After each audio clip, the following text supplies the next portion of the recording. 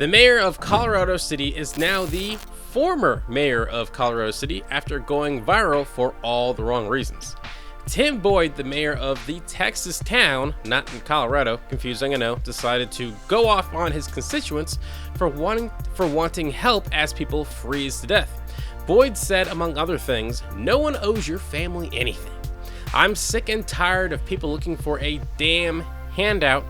And my favorite, the city, county, along with power providers or any other service owes you nothing. Great, so just give us our money back then." Now I wonder if we'll be so against socialism and government handouts now that he's unemployed.